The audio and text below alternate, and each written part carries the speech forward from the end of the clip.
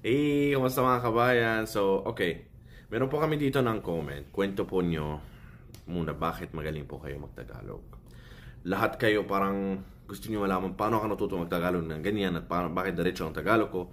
Yung iba nag-isip sila na may lahing Pinoy ako or half Pinoy ako. Basta parang ganyan. So, hindi. Pure Syrian talaga ako. As in, so, I wish I would be proud talaga na kung may lahing Pinoy ako, pero unfortunately hindi.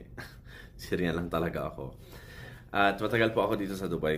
Siguro since 2005, babalik ako sa Dubai, sa Syria. Nag-start po ako dito mag-work. Yung mga kasama ko sa work, puro Pilipino talaga as in.